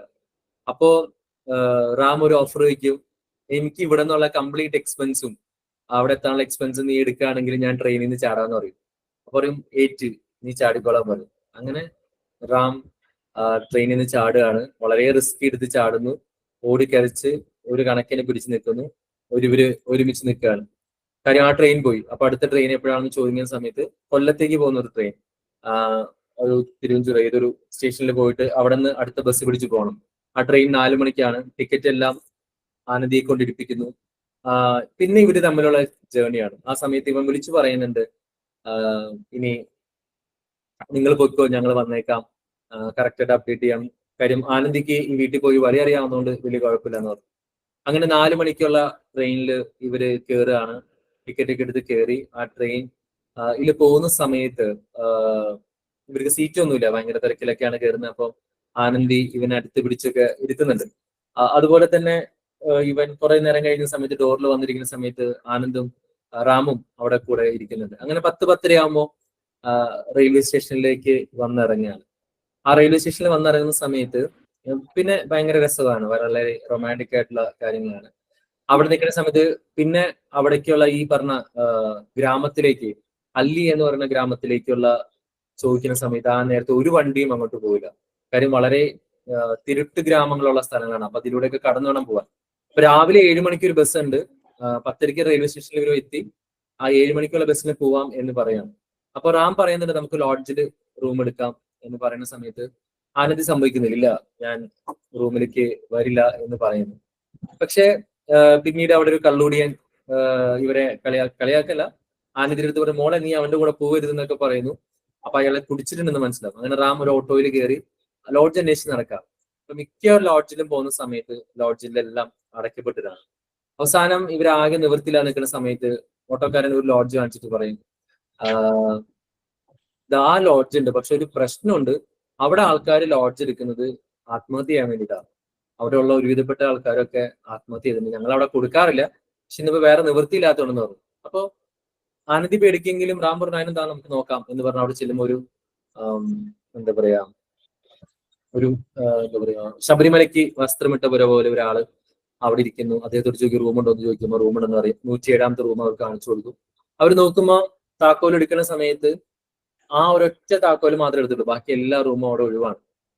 അപ്പം ഇവര് റൂമിൽ പോകുന്നു. റൂമിൽ പോയ സമയത്ത് നോക്കുമ്പോൾ നല്ല റൂം, നല്ല അടിപൊളി, വേറെ ഒരു പ്രശ്നങ്ങളുമില്ല. പക്ഷെ അതിന്റെ ഇടയ്ക്ക് ഇവരെ സംസാരത്തില് ഈ അച്ഛൻ പോലെ ഇരിക്കുന്ന ആളോട് ചോദിക്കുന്നുണ്ട്, അയ്യോ ഇവിടെ എങ്ങനെ കേട്ടല്ലോ ഇവിടെ എല്ലാവരും ആത്മഹത്യ ചെയ്യാനാ റൂം എടുക്കണേന്ന്. അപ്പൊ അച്ഛൻ പറയും ഇവിടെ ആത്മഹത്യ ചെയ്യാനൊന്നും ആൾക്കാർ റൂം എടുക്കില്ല, ഇവിടെ ഒരാളെ ആത്മഹത്യ ചെയ്തിട്ടുള്ളൂ, അതെന്റെ മകനാണ്, വേറൊരാളോട് ആത്മഹത്യ ചെയ്തിട്ടില്ല. പക്ഷെ ഞാൻ കമ്മീഷൻ ഒന്നും കൊടുക്കാത്തത് കൊണ്ട് ആൾക്കാർ ഇങ്ങനെ പറയുന്നതാണെന്ന് പറയും. രാത്രിയില് റൂം തുറന്ന് ഇവർ പുറത്തേക്ക് നോക്കുമ്പോൾ വാഗപ്പൂക്കൾ നിറഞ്ഞ എന്താ പറയാ അവരുടെ വഴിയോരങ്ങളൊക്കെ കാണാൻ പറ്റും. അങ്ങനെ വഴിയോരത്തിരിക്കുന്ന സമയത്ത് ആനന്ദി പറയും നമുക്ക് അതിനകത്തൂടെ പോവാന്ന് പറയും. അവരവിടെ പോകുന്നു. തിരിച്ച് അവർ തമ്മിലൊരു ഫണ്ണൊക്കെ ഉണ്ട്. രാത്രിയില് റാം ഉറങ്ങുന്ന സമയത്ത് അവന്റെ മീശ പിരിക്കാനായിട്ട് ഇവർ നോക്കുന്നത്. എന്ന് വെച്ചാൽ അവർ തമ്മിലൊരു ഒരു spark that has been started. രാവിലെയാണ് ടിസ്റ്റ്. രാവിലെ അവർ എഴുന്നേറ്റ് 7 മണിക്കാണ് ബസ് എന്ന് പറയുന്നത്. ഇവർ എഴുന്നേൽക്കുമ്പോൾ തന്നെ 7:30 പിന്നെ അവിടെ നിന്ന് താഴേക്ക് വരുന്ന സമയത്ത് മറ്റേ അമ്മ ഇയാൾ പറയും നിങ്ങൾ 2 മിനിറ്റ് ഒന്ന് വെയിറ്റ് ചെയ്യോ, എന്റെ ഭാര്യ വരുന്നുണ്ടെന്ന് പറയും. അങ്ങനെ ഭാര്യ വരുന്നു. അപ്പൊ അതിക്ക് മുമ്പ് അച്ഛൻ കഥ പറയും എന്തുകൊണ്ട് മകൻ ആത്മഹത്യ ചെയ്ത് ചോദിക്കുമ്പോൾ പറയുന്നത് വെച്ചാല് എന്റെ മോൻ ഭയങ്കര വേണ്ടപ്പെട്ടവനായിരുന്നു, ഇഷ്ടമായിരുന്നു, പക്ഷെ അവന്റെ തലയിൽ ഒരു ക്യാൻസർ വന്നു. ഡോക്ടറെ കണ്ട് ഇപ്പൊ അത് വളരുന്നു, ഒരുപാട് പൈസ അതിന് ട്രീറ്റ്മെന്റ് ആവുന്ന അറിയാം.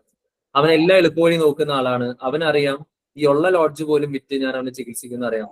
അതുകൊണ്ട് അച്ഛനെ ബുദ്ധിമുട്ടിക്കാതിരിക്കാൻ വേണ്ടി അവൻ ആത്മഹത്യ ചെയ്താന്ന് പറയും. ആ ഒരു നിമിഷം മുതൽ ആനന്ദിക്കും റാമിനും അവരോട് പ്രത്യേക സ്നേഹം തോന്നും. ഒരച്ഛനും അവരെ വന്ന ഡേറ്റ് ഒക്കെ അവിടെ എഴുതും, ഞങ്ങൾ എന്തായാലും വരും, ഈ കാഷായ വസ്ത്രമൊക്കെ മാറ്റി നിങ്ങൾ സന്തോഷമായിട്ടിരിക്കുന്ന കാണുന്ന പറയും. അമ്മ വരുമ്പോൾ റാമവനെ കെട്ടിപ്പിടിക്കൊന്നും പ്രസ് ചെയ്യും അമ്മേനെ. അമ്മ കരയും, വിചാരിക്കും അങ്ങനെ പിടിച്ചത് ഇഷ്ടപ്പെടാത്തതുകൊണ്ടാണ്. പക്ഷെ അമ്മ തിരിച്ചു പറയും എന്റെ മകനും സ്നേഹം കൂടുമ്പോ ഇതുപോലെ ഒന്ന് പ്രസ് ചെയ്യാറുണ്ട് എന്ന് പറയും. അങ്ങനെ അവരവിടുന്ന് പോവാണ്. ബസ്സില്ല. അപ്പൊ അവരോട് പറഞ്ഞിട്ടുണ്ടായിരുന്നു അവിടെ പോയിട്ട് ഏതെങ്കിലും വണ്ടി കിട്ടിക്കഴിഞ്ഞാൽ വണ്ടിയിൽ പോവാണ്. അങ്ങനെ അവർ ആ വണ്ടി തപ്പി അവിടെ ചെല്ലും. ചെന്നൈയും ഒരു വണ്ടിയിൽ കിട്ടും. പുല്ലുങ്കെട്ടൊക്കെയുള്ള ചാണൊക്കെ ആയിട്ടുള്ള പുല്ലുങ്കെട്ടുള്ള വണ്ടിയിലാണ് ഇവര് ഗ്രാമത്തിലേക്ക് പോകുന്നത്. ഇവരെ വണ്ടി പോകുന്ന അവരെ ഓടിക്കുന്ന ആൾക്കാരെയൊക്കെ കണ്ടു കഴിഞ്ഞപ്പോ തന്നെ ഒരു പ്രശ്നം തോന്നി ഇവർക്ക്.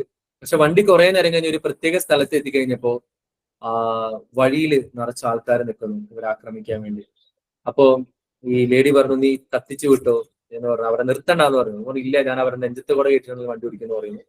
പിന്നെ ഒരു ഫൈറ്റ് ആണ്. അതായത് ആ ഗ്രാമത്തിൽ ഈ വണ്ടിയിലുള്ള ആളുകളെ റാമിനെയും ആനന്ദിനെയും അല്ല അവരെ ആക്രമിക്കാൻ വേണ്ടിയിട്ട് കുറെ ആളുകള് കൂട്ടം കൂടി നിൽക്കുന്നതാണ്. അങ്ങനെ അവര് ആക്രമിക്കാൻ ശ്രമിക്കുന്നു. പിന്നെ ഒരു ചേസ്, ശരിക്കും ഒരു ഫിലിം കാണുന്ന മൂഡാണ്. പിന്നെ ഒരു ഫുൾ ചേസ് ആണ്. അവരെ കല്ലെടുത്ത് വീക്കുന്നു, ഇവര് തിരിച്ച് കല്ലുകൊണ്ട് വീക്കുന്നു. അങ്ങനെ ഒരു വളരെ കഷ്ടപ്പെട്ട് ഇവര് ഈ വണ്ടിയിൽ തിരിച്ച് പാർട്ടിയുടെ വീട്ടിലെത്താണ്. ഒരു ഫിലിം സ്റ്റോറി പോലെ അല്ലെങ്കിൽ അതുപോലെ ഫീൽ ചെയ്യുന്ന രീതിയിൽ ഇവര് വളരെ സാഹസികമായി രക്ഷപ്പെട്ട് പാർട്ടിയുടെ വീട്ടിലെത്തുന്നു. അവരവിടെ 2-3 ദിവസം എൻജോയ് ചെയ്യുന്നു. കള്ളൊക്കെ കുടിക്കുന്നുണ്ട്, ഒരു പ്രത്യേക ഇതൊക്കെ കുടിക്കുന്നുണ്ട്. തിരിച്ച് അവര് ബാക്കിലോട്ട് മീൻസ് തിരിച്ച് അവരവരുടെ നാട്ടിലേക്ക് ട്രെയിൻ കയറി തിരിച്ചെത്തുന്നുണ്ട്. ഇനിയും കഥ കുറച്ചും കൂടി മുന്നോട്ടുണ്ട്. ഓരോരുത്തരുടെ ജീവിതത്തിനും ഫീഡ്ബാക്കും ബാക്കൊക്കെ ഉണ്ട്. പക്ഷേ അതിലേക്ക് ഞാനിപ്പോ കടക്കുന്നില്ല.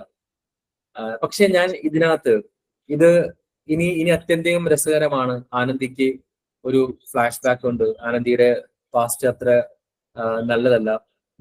അതുകൊണ്ടാണ് ആനന്ദി പല കാര്യങ്ങളും ഹൈഡ് ചെയ്യുന്നതും ഒരുപാട് ജോലിയിൽ കോൺസെൻട്രേറ്റ് ചെയ്യുന്നതും.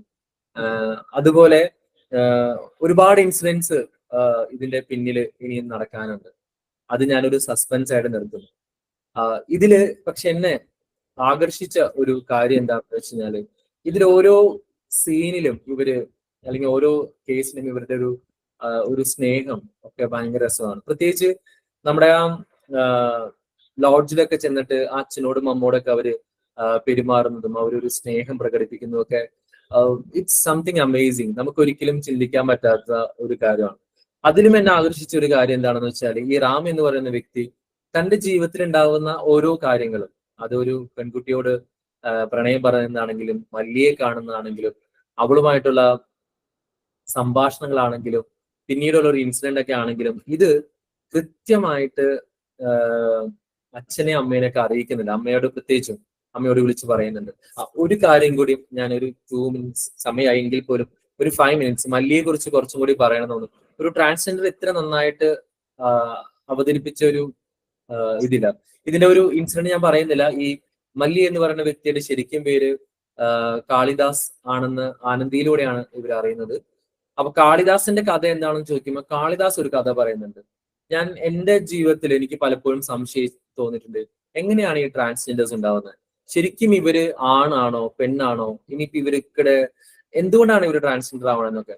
കാളിദാസിന്റെ കഥ നമ്മുടെ ചുറ്റും നടക്കുന്ന ഒരു കഥയാണ്. കാളിദാസ് എന്ന് പറയുന്ന വ്യക്തി, കാളിദാസിന്റെ കഥ പറയാൻ വന്നപ്പോ മല്ലി പറയുന്നത് എങ്ങനെയാണ്, അവരുടെ വീട്ടില് അച്ഛൻ, അമ്മ, ഒരു അനിയൻ കാളിദാസ്, ഇവരാണ് താമസിക്കുന്നത്. അച്ഛൻ മുത്തു കുടിയനാണ്, മദ്യപാനിയാണ്.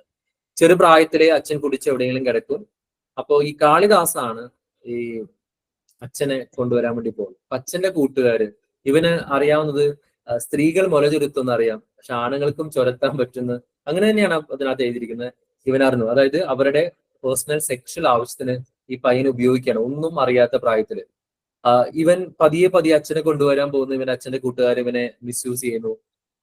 കാലം മുന്നോട്ട് പോകും തോറും ഇവന്റെ കൂടുതൽ ആൾക്കാർ ഇവൻ ഉപയോഗിച്ച് ഇവൻ പഠിക്കുന്നുണ്ട്. പക്ഷെ അച്ഛൻ എന്നും കള്ളുപിടിച്ച് വഴി കിടക്കുന്ന സമയത്ത് ഇവനാണ് ഇവരെ എടുത്തുകൊണ്ടിരുന്നത്. ആ സമയത്തൊക്കെ ഇവനെ മിസ്യൂസ് ചെയ്യുന്നു. പിന്നെ നാട്ടിലെ ഒരുവിധപ്പെട്ട പറമ്പുകളും വഴിയോരങ്ങളൊക്കെ ഒരു സെക്ഷൽ ഇതിനു വേണ്ടിയിട്ട് ഇവനെ ഉപയോഗിക്കുകയാണ്. 13-14 വയസ്സാകുമ്പോഴേക്കും ഇവന്റെ അമ്മയെ ഒരുപാട് അച്ഛന്റെ കൂട്ടുകാർ വന്ന് അമ്മയെ പീഡിപ്പിക്കാൻ ശ്രമിക്കുമ്പോൾ അമ്മ അവരുടെ മേൽ ചൂടുവെള്ളം ഒഴിക്കുകയും അങ്ങനെ ആ വീട്ടിൽ നിന്ന് ഇറങ്ങിപ്പോരുകയും ചെയ്യുന്നത്. പക്ഷെ അതുവരെ ഇവന് ഇത് അറിയില്ലായിരുന്നു. ഇവനിത് ഈ ഒരു സെക്സില് ആവുകയും ചെയ്യും. പിന്നെ ഒരു ദിവസം ഇവനത് നിർത്തുന്നു. അതായത് എനിക്ക് മനസ്സിലായി, അവൻ ഒരു പ്രായപൂർത്തി വന്ന സമയത്ത് തെറ്റാണെന്ന് മനസ്സിലാവുന്നു. പക്ഷെ അപ്പോഴേക്കും സംഭവിച്ചത് അവന്റെ സ്വഭാവത്തിൽ വലിയ ഒരു ചേഞ്ച് വന്നു തുടങ്ങി.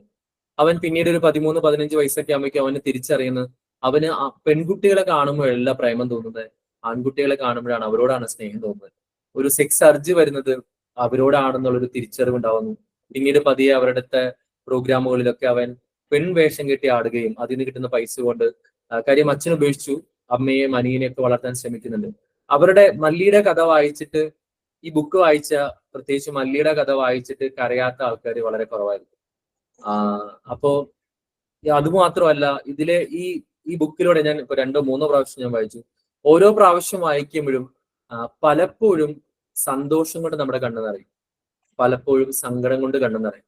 ഒരു നിമിഷം പോലും നമ്മളെ വേദനിപ്പിക്കാനോ ബോറടിപ്പിക്കാനോ ഒന്നും ഈ ഒരു ബുക്ക് ശ്രമിക്കുന്നില്ല. അപ്പൊ ഈ പുസ്തകത്തിന്റെ തുടക്കത്തിൽ തന്നെ പറയുന്നുണ്ട്, വലിയ സാഹിത്യ കുലസ്തുതികളെ അല്ലെങ്കിൽ സാഹിത്യത്തിൽ ഒരുപാട് വയ്ക്കുന്നവരെ നിങ്ങൾ ഒരിക്കലും ഇതിന്റെ വലിയ സാഹിത്യ വഴികളായിട്ടൊന്നും ഇതിനെ കാണേണ്ട കാര്യമില്ല. ഇതൊരു ചെറിയ പുസ്തകമാണ്. എനിക്ക് ഒരു കാര്യം പറയാൻ പറ്റും, ഇവിടെ ഇപ്പൊ കൂടിയിരിക്കുന്ന 100-200 അടുത്തൊക്കെ ആൾക്കാരുണ്ട്. ഈ ആൾക്കാരോട് എനിക്ക് ഒറ്റ കാര്യം പറയാൻ പറ്റും, നിങ്ങള് ഇതുവരെ പുസ്തകം വായിക്കുന്ന ഒരാളാണെങ്കിൽ നിങ്ങൾക്ക് ആസ്വദിച്ച് വായിക്കാൻ പറ്റുന്ന ഒരു പുസ്തകമാണ്. ഇനിയിപ്പോ ഇതുവരെ പുസ്തകം വായിച്ചിട്ടില്ല എന്ന് വിചാരിച്ചു. ഇതുവരെ പുസ്തകം നിങ്ങൾ വായിച്ചിട്ടില്ലെങ്കിൽ ഒരു പുസ്തക വായന തുടങ്ങണം എന്ന് ആഗ്രഹം ഉണ്ടെങ്കിൽ you can take this as A first book. കാരണം ഇത് പുസ്തക വായന എന്ന് പറയുന്ന ഒരു ആഗ്രഹം നിങ്ങളുടെ മനസ്സിലേക്ക് നിറയ്ക്കും. ഇനി വല്ലപ്പോഴും പുസ്തകം വായിക്കുന്നതാണ്, ഒരു പുസ്തകം പോലും കംപ്ലീറ്റ് ചെയ്യാൻ പറ്റുന്നില്ല എന്ന് ചിന്തയുള്ളവരാണെങ്കിൽ തീർച്ചയായിട്ടും നിങ്ങൾക്ക് ബുക്ക് എടുക്കാം. ഈ ബുക്ക് എടുത്ത നിങ്ങൾ നിർത്താതെ മീൻസ് കഴിയാതെ നിങ്ങളുടെ വായന നിർത്തത്തില്ല. അത്രയും രസകരമായിട്ടും മനോഹരമായിട്ടും എഴുതിയിരിക്കുന്ന ഒരു പുസ്തകമാണ്. ഇതിന്റെ അവസാനം റാമും ആനന്ദിയും പ്രണയത്തിലാണ്. പക്ഷെ എങ്കിൽ പോലും ആ പ്രണയം പറയുന്നത് പോലും വളരെ വെറൈറ്റി, ഒരു ഡിഫറെന്റ് മെത്തേഡിലാണ് അവർ ആ ഒരു പ്രണയിക്കുന്നുണ്ട് എന്ന് മനസ്സിലാവുന്നത്. അതിന്റെ അവസാനമൊക്കെ ആകുമ്പോഴേക്കും നമ്മളും ഇതിന്റെ ഒരു സെക്കൻഡ് പാർട്ട് എന്ന് വരുമെന്ന് നമ്മൾ അറിയാതെ പോലും ഇങ്ങനെ ആഗ്രഹിച്ചു പോകും. ഇതില് എന്നെ ആകർഷിച്ച ഒരു ഏറ്റവും ഒരുപാട് നല്ല ഡയലോഗുകളുണ്ട്. അതിനകത്ത് എന്നെ ആകർഷിച്ച ഒരു ഡയലോഗ് 166 ഈ എന്റെ ബുക്കിൽ 166 പേജിലാണ്. അതിങ്ങനെയാണ്. ഒരിക്കൽ ഈ മല്ലി ചോദിക്കുന്നുണ്ട് നമ്മുടെ ഇവനോട്, റാമിനോട്, എടാ നീ അവളോട് പ്രണയം പറഞ്ഞോ, ആനന്ദിയോട് പ്രണയം പറഞ്ഞോ? അപ്പോ പറഞ്ഞു, അടി ഞാൻ പറഞ്ഞില്ല, അവൾക്ക് എന്നോട് അങ്ങനെ ഉണ്ടോന്ന് പറഞ്ഞ കാര്യം. അവൾ വളരെ റഫ് ആൻഡ് ടഫ് ആയിട്ടുള്ള ഒരു ക്യാരക്ടറാണ്. കാർത്തി എന്ന് പറഞ്ഞ പയ്യൻ ഇവളെ ചീത്ത വിളിച്ചതിന് വഴിയിലിട്ടിരിക്കുന്ന സീനൊക്കെ നമുക്ക് ഈ ബുക്കിൽ വായിക്കാൻ പറ്റും. അപ്പോ മല്ലി പറയുന്ന ഒരു ഡയലോഗ് ഉണ്ട്, എടാ അതവൾ വെളിയിൽ കാണിക്കാത്തതല്ലേ. എടാ റാം, ഞാൻ നിന്നോട് ഒരു രഹസ്യം പറയാം. നമ്മുടെ ജീവിതത്തെ ചുറ്റിപ്പറ്റി നിൽക്കുന്ന ആളുകളിൽ മിനിമം ഒരാളെങ്കിലും നമ്മളെ രഹസ്യമായി പ്രണയിക്കുന്നുണ്ട്. എന്തെങ്കിലും കാരണങ്ങൾ കൊണ്ട് അതവർ വെളിപ്പെടുത്തുന്നില്ല എന്ന് മാത്രം. അതുപോലെ തന്നെ നമ്മളും രഹസ്യമായി ആരെയൊക്കെയോ പ്രണയിക്കുന്നുണ്ട്. നമ്മളും അത് അവരോട് വെളിപ്പെടുത്തുന്നില്ല. ഈ കാണുന്ന മനുഷ്യന്മാരൊക്കെ എന്തിനാണ് പെട്ടെന്ന് മുന്നിൽ ഒരു കണ്ണാടി കണ്ടാൽ അതിൽ തങ്ങളുടെ മുഖം നോക്കാൻ ശ്രമിക്കുന്നത്? എന്തിനാണ് കണ്ണിൽ കണ്ട എന്തെങ്കിലും ഒരു വസ്ത്രം ധരിക്കാതെ തങ്ങൾക്ക് യോജിച്ച നല്ല ഭംഗിയുള്ള വസ്ത്രങ്ങൾ മാത്രം നോക്കി ധരിക്കുന്നതും മുഖം ഭംഗിയിൽ കൊണ്ടു നടക്കുന്നതൊക്കെ? എല്ലാത്തിനും കാരണം ഒന്നേ ഉള്ളൂ, ഉള്ളിലുള്ള ആ രഹസ്യ പ്രണയം. എനിക്കും പലപ്പോഴും അത് വളരെ ആപ്റ്റായിട്ട് തോന്നി. കാര്യം എത്ര കല്യാണം കഴിഞ്ഞെന്ന് പറഞ്ഞാലും അല്ലെങ്കിൽ നമ്മൾ വലിയ സംഭവം എന്നൊക്കെ പറഞ്ഞാലും നമ്മളെ വേണ്ടപ്പെട്ടവർ, നമ്മളെ കുറച്ചു പേരൊക്കെ നമ്മളെ പ്രണയിക്കുന്നുണ്ട്, നമ്മൾ അവരെയും പ്രണയിക്കുന്നുണ്ട്. ഞാൻ പണ്ട് എൻ്റെ ഒരു കവിത എഴുതി പോലെ സൗഹൃദം നടിച്ചുകൊണ്ട് പലപ്പോഴും നമ്മൾ പ്രണയിക്കുക ചെയ്യുന്നത്. സൗഹൃദത്തിന്റെ പിന്നിലൊക്കെ നമ്മുടെ ഉള്ളിലൊരു ചെറിയ പ്രണയമൊക്കെ ഒളിപ്പിക്കുന്നവരാണ് നമ്മൾ പലരും. അത് ഈ ബുക്കിൽ വളരെ നല്ല രസകരമായ ലാംഗ്വേജിൽ എഴുതിയിട്ടുണ്ട്. അതുപോലെ ഈ ബുക്കിനെ കുറിച്ച് നിങ്ങൾ ഇൻസ്റ്റയിലൊക്കെ നോക്കുകയാണെങ്കിൽ ഏറ്റവും കൂടുതൽ ഞാൻ ആ ഒരു സ്ക്രീൻ ഷെയർ ചെയ്യാം. ഏറ്റവും കൂടുതൽ നമ്മൾ കാണുന്ന ഒരു ഡയലോഗ് ഇതായിരുന്നു. അത് ഞാനിപ്പോ കാണിച്ചു തരാം, സെക്കൻഡ്. ഇതില് റാമിന്റെ പേര് ഞാൻ നേരത്തെ എഴുതി എന്ന് ഞാൻ പറഞ്ഞല്ലോ. അപ്പൊ നിങ്ങൾക്ക് സ്ക്രീനിൽ ഇതൊരു കലാകാരന്റെ ഭാവനയിൽ വരച്ചതാണ്. റാം എഴുതിയിരിക്കുന്ന ഒരു സ്ക്രീൻ ഉണ്ട്. അപ്പൊ ഒരു ദിവസം ഇവൻ അവിടെ ചെന്നേമോ മല്ലിക്ക് കുറച്ച് ദുരനുഭവങ്ങൾ വീട്ടിൽ നിന്ന് ഇവൾ വലുതായതിനു ശേഷം മീൻസ് റാമിനെ പരിചയപ്പെട്ടതിന് ശേഷം വീട്ടിലേക്ക് പോകുന്ന ഒരു സീനൊക്കെ ഉണ്ട്. വായിച്ച് നമുക്ക് സങ്കടം വരും. തിരിച്ചു വന്ന് നോക്കുമ്പോ റാമ് എഴുതി വെച്ച പേരിന്റെ അടുത്ത് മല്ലി എന്ന് അവള് എഴുതി വെക്കുന്നുണ്ട്. അപ്പോ മല്ലി അവളോട് പറയുന്ന ഒരു കാര്യമുണ്ട്. ആ ബെഞ്ചില് റാമിന്റെ മേനന്റെ ഒരു എഴുതിയുടെ പേരിന് അത് കണ്ട് റാം അവളെ ഒന്ന് നോക്കി. എന്നിട്ട് മല്ലി പറയുന്ന ഒരു ഡയലോഗ് ഉണ്ട്, ഈ പേരിനൊപ്പം ഒരു സിമന്റ് ബെഞ്ചിലെങ്കിലും ഞാനൊന്ന് സ്ഥാനം പിടിക്കട്ടെ. ഈ പേരിനൊപ്പം ഒരു സിമന്റ് ബെഞ്ചിലെങ്കിലും ഞാനൊന്ന് സ്ഥാനം പിടിക്കട്ടെ. അപ്പൊ റാമിനോട് മല്ലിക്കുള്ള ഒരു പ്രണയം അവള് പറയുന്നത് ഇങ്ങനെയാണ്. വേറെ ഓപ്പൺ ആയിട്ട് ഒന്നും പറയാതെ റാമിനോട് പറയുന്ന ഒരു പ്രണയം പറയുന്നത് പോലും ഇങ്ങനെയാണ്. ഇങ്ങനെ കുറെ നല്ല മുഹൂർത്തങ്ങൾ കോർത്തിണക്കിയ ഒരു ബുക്കാണ്. ഞാനിത് ഫുള്ളും പറയാത്തതിന്റെ ഒരു റീസൺ ഇതിന്റെ വായന സുഖം അനുഭവം നഷ്ടപ്പെടേണ്ട എന്ന് കരുതിയിട്ടാണ്. ഇതിനൊരു എന്റർടൈൻമെന്റ് ആയിട്ട് വായിച്ചാൽ ഇറ്റ്സ് സൂപ്പർ. ഇതിനൊരു മോട്ടിവേഷൻ ആയിട്ട് വായിച്ചാലും you can take A lot of lessons. എങ്ങനെ നമ്മുടെ ബന്ധങ്ങളെ ഉപയോഗിക്കാതെ മീൻസ് മറ്റുള്ളവരെ വേണ്ടി ഉപയോഗിക്കാതെ അതുപോലെ തന്നെ എന്താ പറയാ സ്വയം മറന്നൊന്ന് സ്നേഹിക്കാൻ നമുക്ക് പറ്റുന്ന ഒരു വളരെ മനോഹരമായ എഴുത്തുള്ള ഒരു പുസ്തകമാണ്. അപ്പൊ അതുകൊണ്ട് I recommend this books to all and it's a worth read. Thank you so much. Over to you ലൈസനോ.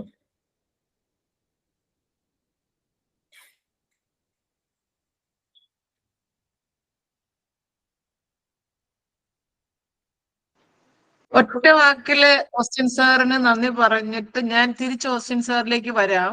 അതിനു മുമ്പ് പോസിറ്റീവ് കമ്മ്യൂൺ തൃശൂർ ചാപ്റ്റർ നടത്തുന്ന വായനോത്സവം സ്പോൺസർ ചെയ്തിരിക്കുന്നത് എക്സെല്ല സ്കിൽ മാസ്റ്റേഴ്സ് ഇന്റർനാഷണൽ ആണ്.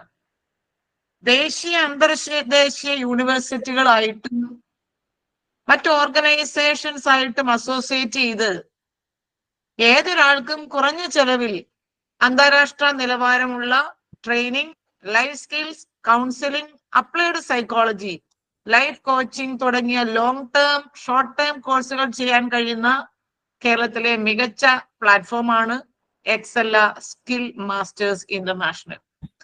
A complete training hub for psychology and life skill courses. നിങ്ങളൊരു അധ്യാപകനാവാം, പരിശീലകനാവാം, councillor ആവാം, മറ്റേത് മേഖലയിൽ പ്രവർത്തിക്കുന്ന ആളോ ആയിക്കോട്ടെ, നിങ്ങളുടെ മേന്മ മെച്ചപ്പെടുത്തണമെന്ന് നിങ്ങൾ ആഗ്രഹിക്കുന്നുവെങ്കിൽ നിങ്ങളെ സഹായിക്കാൻ എക്സെല്ല സ്കിൽ മാസ്റ്റേഴ്സ് റെഡിയാണ്. നമ്മുടെ ഈ പ്രോഗ്രാം സ്പോൺസർ ചെയ്തിരിക്കുന്നത് എക്സെല്ല സ്കിൽ മാസ്റ്റേഴ്സ് ആണ്. അപ്പൊ ഈ ഓസ്റ്റിൻ സാറിലേക്ക് തിരിച്ചു വരികയാണ്. എന്നെ സംബന്ധിച്ച് എനിക്ക് പല പ്രാവശ്യം വെബിനാർ ഒക്കെ നടത്തുന്ന സമയത്ത് ഓസ്റ്റിൻ സാറിന്റെ പ്രോഗ്രാം ഡയറക്ടർ ആവാനായിട്ടുള്ള ഭാഗ്യം ലഭിച്ചിട്ടുണ്ട്. നേരിട്ടറിയാവുന്ന നല്ലൊരു സുഹൃത്തുമാണ്. ഇന്ന് എൻ്റെ ഒരു നിയോഗം പോലെ തന്നെ വീണ്ടും ഓസ്റ്റിൻ സാറിന്റെ പ്രോഗ്രാം ഡയറക്ടർ ആവാൻ എനിക്ക് സാധിച്ചു. സാറ് പറഞ്ഞ റാം കെയർ ഓഫ് ആനന്ദി എന്ന ബുക്ക് ഞാൻ വായിച്ചിട്ടില്ല. പക്ഷെ ഒരു സിനിമ കാണുന്ന ആ ഫീലില് എനിക്ക് അത് ഉൾക്കൊള്ളാൻ സാധിച്ചു. ഒത്തിരി സന്തോഷമുണ്ട്. ഒരു വശത്ത് പൈസ മുടക്കാതെ ഒരു പുസ്തകം വായിക്കാൻ പറ്റി.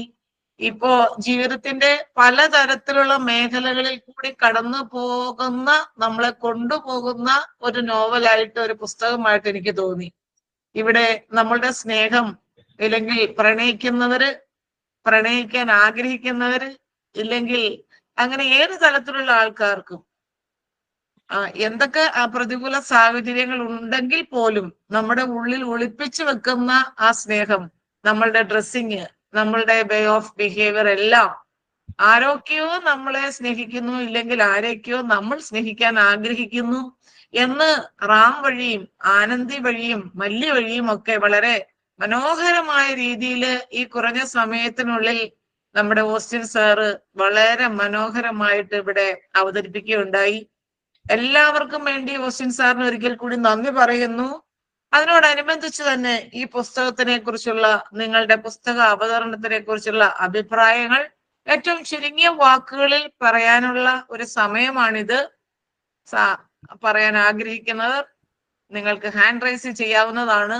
ഏറ്റവും ചുരുങ്ങിയ വാക്കുകളിൽ ഇന്നത്തെ പുസ്തക അവതരണത്തിനെ കുറിച്ചുള്ള നിങ്ങളുടെ കമന്റ്സ് ഇവിടെ അറിയിക്കാവുന്നതാണ്. കേൾക്കുന്നുണ്ടോ? അഫ്സലാണ്. ഓക്കെ. ഓസ്റ്റിൻ സാർ, ഞാൻ വായിച്ചൊരു പുസ്തകമാണ്. ഇതിന്റെ എഴുത്തുകാരനെ എനിക്ക് പേഴ്സണലി വെച്ചാൽ നേരിട്ട് കണ്ടിട്ടില്ലെങ്കിലും എനിക്കറിയാം. അപ്പൊ അതിന്റെ ആ ഒരു രസം ഒട്ടും പോകാതെ, സസ്പെൻസ് നഷ്ടപ്പെടാതെ തന്നെ സാറ് മനോഹരമായിട്ട് അവതരിപ്പിച്ചു. പിന്നെ മറ്റുള്ളവരോട് എനിക്ക് പറയാനുള്ളത്, നിങ്ങൾക്ക് ഓസ്റ്റിൻ സാറ് പറഞ്ഞത് 100% ശരിയാണ്. അത് വായിക്കുമ്പോൾ കേവലം ഒരു വായനയല്ല, മറിച്ച് ഒരു സിനിമ കാണുന്ന പോലെ നമ്മൾ ആ ജീവിതം, ആ ചെന്നൈ, ഈ അഖില അവിടെ പോയി ചെന്നൈയിൽ താമസിച്ച് എഴുതിയ ഒരു നോവലാണ്. അതുകൊണ്ട് തന്നെ നമുക്കത് ശരിക്കും ഒരു എല്ലാം നമുക്കത് ഫീൽ ചെയ്യും ഉള്ളില്. അതുപോലെ ഈ മല്ലിയുടെ ജീവിതാനുഭവങ്ങളൊക്കെ നമ്മൾ വായിച്ചു കഴിഞ്ഞാൽ നമ്മുടെ ഈ ട്രാൻസ്ജെൻഡർമാരോടുള്ള നമ്മുടെ സമീപനം തന്നെ ചേഞ്ച് ആയി പോകുന്നതാണ് എനിക്ക് തോന്നിയിരിക്കുന്നത്. പിന്നെ ഈ ബുക്ക് ഒരു മോട്ടിവേഷൻ നൽകിയില്ലെങ്കിലും ഈ ബുക്കിന്റെ രചയിതാവ് ഒരു മോട്ടിവേഷൻ ആയിരിക്കും. നിങ്ങൾ വായിച്ചു കഴിഞ്ഞാൽ നിങ്ങൾക്കറിയാം ആ അഖിലിന്റെ ചരിത്രം. സ്വന്തമായിട്ടൊരു പുസ്തകം എഴുതി അത് തലച്ചുമടായിട്ട് കൊണ്ടു നടന്ന് വിറ്റ ഒരു ഇതിൽ നിന്ന് 2.5 ലക്ഷം കോപ്പി ഈ റാം കെയർ ഓഫ് ആനന്ദി കേരളത്തിലോ അല്ലെങ്കിൽ മലയാളികൾ ഏറ്റെടുത്തു. അതിലുപരി അന്ന് സ്വന്തം കയ്യിൽ നിന്ന് പൈസ മുടക്കി ശിവകാശി കൊണ്ട് അച്ചടിച്ച് കൊണ്ടു നടന്ന് വിറ്റിരുന്ന 2 പുസ്തകങ്ങളും, അതൊരു മെർക്കുറി ഐലൻഡും ഓജോ ബോർഡും, ഇന്ന് DC ബുക്സ് പുനഃപ്രസിദ്ധീകരണം നടത്തി എന്നുള്ളതാണ്. അപ്പൊ ആ ജീവിതം തന്നെ ഒരു വലിയ മോട്ടിവേഷനാണ് സത്യത്തില് സാധാരണക്കാരനെ സംബന്ധിച്ചിടത്തോളം. അപ്പൊ അതാണ് എനിക്ക് എല്ലാവരോടും ഷെയർ ചെയ്യാനുള്ളത്. അപ്പോ എല്ലാവരും വായിക്കുക ഈ ഒരു പുസ്തകം. അത് നല്ലൊരു അനുഭവമായിരിക്കും, ഒരു സിനിമ കാണുന്ന പോലത്തെ ഒരു അനുഭവമായിരിക്കും. അത് ഭംഗിയായി തന്നെ ഓസ്റ്റിൻ സാറ് നമുക്ക് പകർന്നു തന്നു. Thank you Austin sir. Back to Lisa മാം.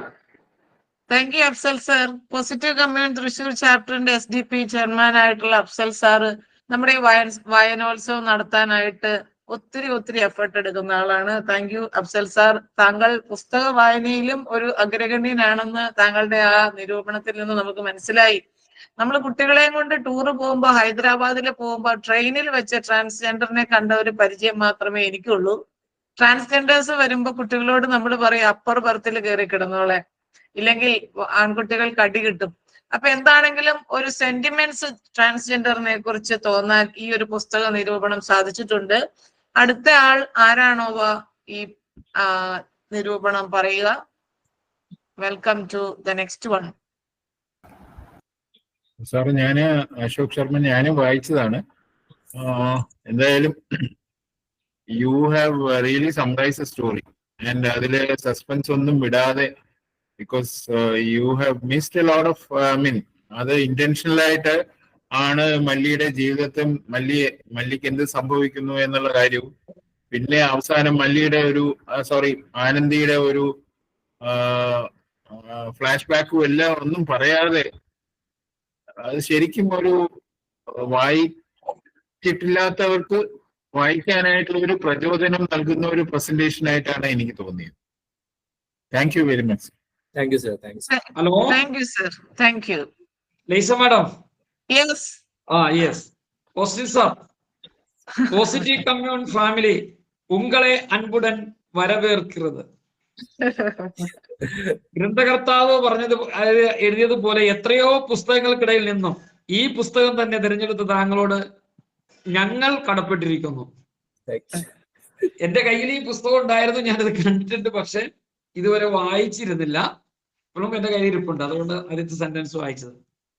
അപ്പൊ എന്തായാലും ആ പുസ്തകത്തെ കുറിച്ച് വായിക്കാൻ നല്ല ഒരു പ്രചോദനം ഇന്ന് ലഭിച്ചിട്ടുണ്ട്. തീർച്ചയായിട്ടും അടുത്ത ദിവസങ്ങൾ വായിക്കും. ഗംഭീര അവതരണമായിരുന്നു. എല്ലാവിധ ആശംസകളും. Thank you. Thank you sir. Thank U പരിധി കുഞ്ഞ് സർ. അപ്പോ ഒരു പുസ്തകത്തിന്റെ ഒരു കോപ്പിയും കൂടെ വിറ്റഴിക്കുന്നു, ഇല്ലെങ്കിൽ അത് വായിക്കാൻ പ്രചോദനം കിട്ടി എന്നുള്ളത് ഇന്നത്തെ പുസ്തക അവതാരകന് ഒരു ക്രെഡിറ്റ് ആണ്. അപ്പൊ വൺസ് അഗെയിൻ താങ്ക് യു പരിധി കുഞ്ഞ് sir and Austin sir. Who is the next? അടുത്ത ആൾ ആരാണ്? Warm welcome.